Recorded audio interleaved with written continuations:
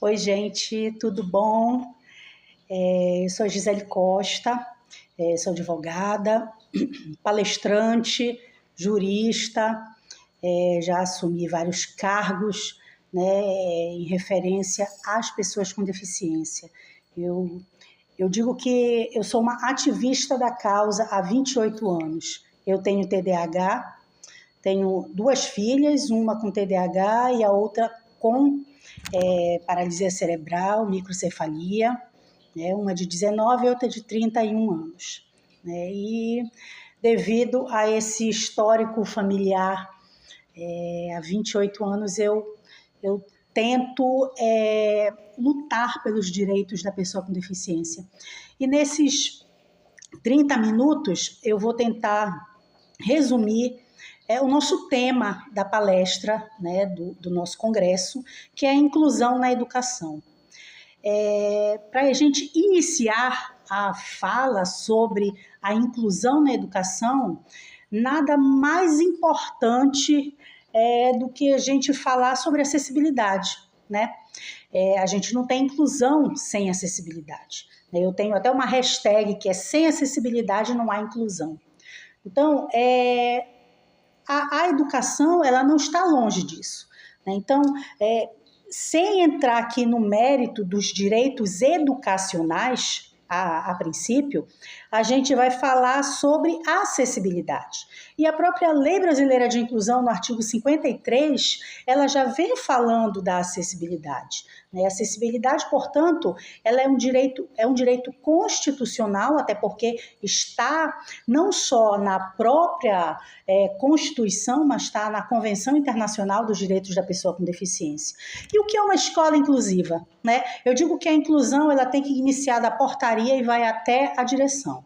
Então, o porteiro, a porteira, ela tem que saber, por exemplo, Libras, ela tem que conhecer as deficiências, saber que tipo de alunos com vários tipos de deficiências tem ali dentro daquela escola, né?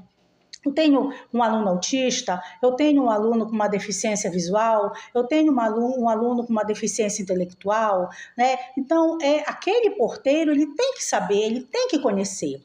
E a gente perpassa ali por todos os por todos os quadradinhos daquela escola, né? A gente vai para a lanchonete, a gente vai para a sala de aula e a gente vai para a direção. Né? Então, se a gente não tem um diretor que pense inclusivo, cai por terra tudo o que a gente pensa em relação à inclusão. Né? Porque não adianta o porteiro ser inclusivo, não adianta o professor ser inclusivo, não adianta a moça da lanchonete ser inclusiva se nós temos um diretor ou uma diretora que não pensa na inclusão. Né? Uma coordenação que não trabalha a inclusão. E a inclusão é muita coisa. Né? A inclusão é saber Libras, a inclusão é ter piso tátil na escola, a inclusão é ter um profissional de apoio escolar dentro de sala de aula para aquele aluno que necessita daquele apoio. Né? A inclusão é entender que nem todos os alunos vão aprender o ABC, mas que muitos precisam ter as suas capacidades reconhecidas dentro de sala de aula. Né? O professor ele precisa ter aquele olhar, né? Aquele olhar da lanterninha, da lanterna não, daquela lâmpadazinha, se aquele aluno, ele pode até não aprender o ABC, mas ele canta, ele pode ser um excelente ator, ele pinta, conhecer a diversidade de uma sala de aula, né? Saber que nem todas as pessoas aprendem da mesma forma, saber que nem todas as pessoas vão ter os mesmos conhecimentos de forma igualitária. Né? Então, a gente precisa falar de acessibilidade para a gente poder falar dos direitos educacionais. E acessibilidade, nós temos lei federal, né, que trata da estrutura física da escola. Né? A escola tem rampa, aquela rampa, ela é acessível? Porque não basta eu dizer que eu tenho rampa, né? Eu já fui em vários lugares que a rampa é ao infinito e além. né? Então, aquela rampa tem um tamanho, né? Tá de acordo com a norma 90/50, então tudo isso tem que ser analisado quando a gente pensa, por exemplo, numa reforma, né? Porque lá há 30 anos, né, a maioria das pessoas com deficiência não estavam nem na rua, quiçá numa escola. Então, a gente sabe que nós temos prédios históricos que funcionam como escola, né? Então, essa escola, ela já está adaptada, né? Ela já trabalhou a acessibilidade para que um aluno usuário de cadeira de rodas possa participar e estar presente em todas as salas, em todos os ambientes, né? Porque nós sabemos que tem muitas escolas que não tem elevador, né? Mas tem aluno usuário de cadeira de rodas, né? Então, inclusive, muitas escolas negam a matrícula porque não tem acessibilidade, né? E vamos lá, né? A matrícula, né? A matrícula, ela pode ser negada, né? A gente sabe que nós temos uma lei de 89, que é a 7853, que lá atrás, antes da Lei Brasileira de Inclusão, já falava sobre matrícula de pessoas com deficiência. Né? Então, a gente sabe que negar matrícula, procrastinar, fazer cessar a inscrição de aluno com deficiência é crime. E é crime com pena de reclusão. Né? Então, a Lei Brasileira de Inclusão ela veio aí em 2016, né? Ela aumentou a pena desse crime, né? Então, muitas escolas, muitos diretores, né, falam, olha, a Lei Brasileira de Inclusão, ela veio com esse absurdo. Gente, não foi a LBI, né? Foi a Lei 7.853, em 89, que já tratava sobre a questão da negativa de matrícula, né, das pessoas com deficiência, né? E desde lá, né, até a LBI, nada se fez, porque essa lei era desconhecida por 98% da população e principalmente da advocacia, né? Muitos advogados não sabiam nem que existia essa lei. Então, eu lembro quando eu fui matricular minha filha, de 19 anos, na época ela nasceu em 2006, né? Eu fui matricular a Gigi em 2009, né? E eu tive 3 negativas de matrícula, né? 3 negativas de matrícula que eu tive que ir para uma delegacia fazer registro de ocorrência.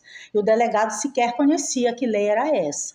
Né? Então, a gente precisa pensar que a LBI ela ampliou, né, a gama de direitos, né, que eu digo que importante, né, uma lei importantíssima, baseada na Convenção Internacional dos Direitos da Pessoa com Deficiência, mas que se o brasileiro respeitasse leis, né, principalmente a Constituição, né, que fala ali que todos são iguais perante a lei, né, que a gente trabalha na igualdade, na equidade, né, não basta ser igual, mas a gente precisa dar o direito à justiça, né? Então, se a gente respeitasse, a gente não precisaria dormir com 1000 leis e acordar com 2000, né? Justamente por conta dessa falta de respeito com as leis, tá?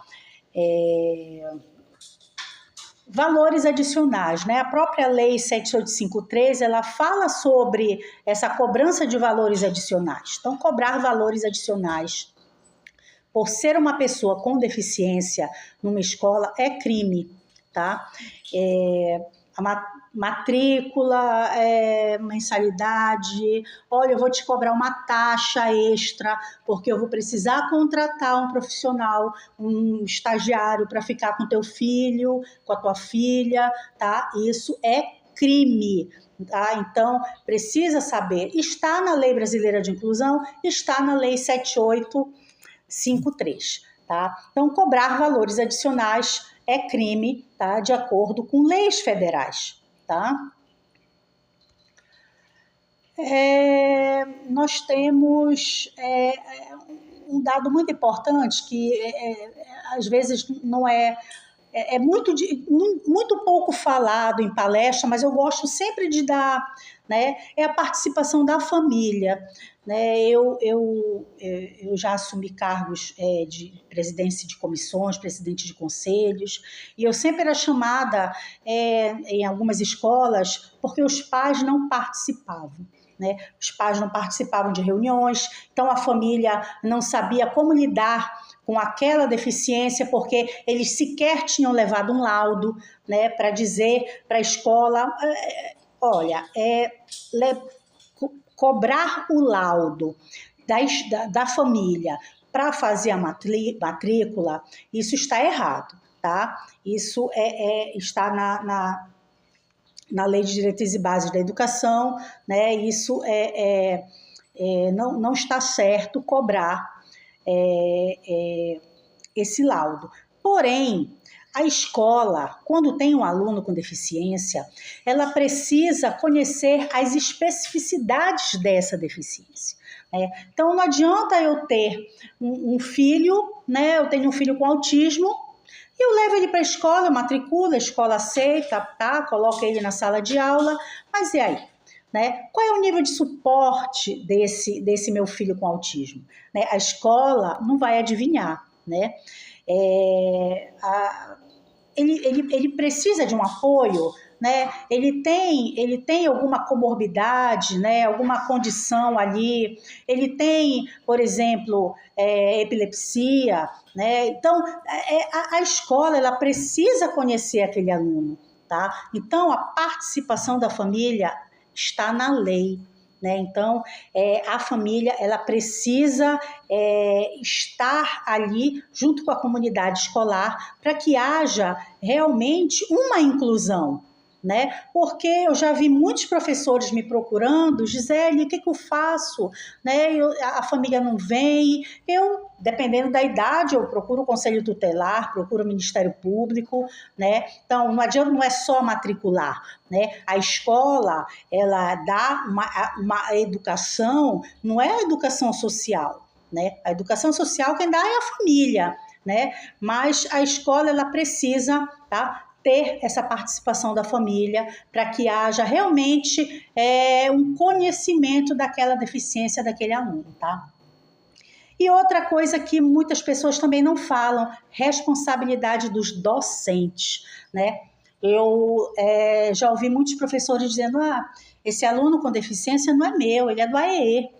Gente, se o aluno está dentro de sala de aula com o professor regente, o aluno é dele. Né? Ele só é do AEE quando ele está no AEE.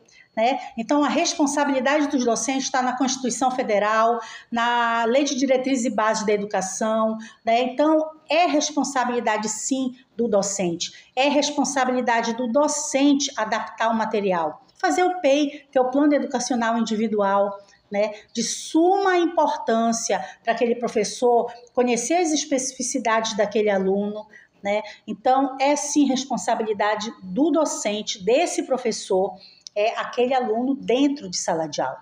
Ele saiu de sala de aula, tudo bem, então ele vai para um AE. Então, lá no AE é responsabilidade do AE, né? Mas enquanto ele está dentro de sala de aula, a responsabilidade é dele.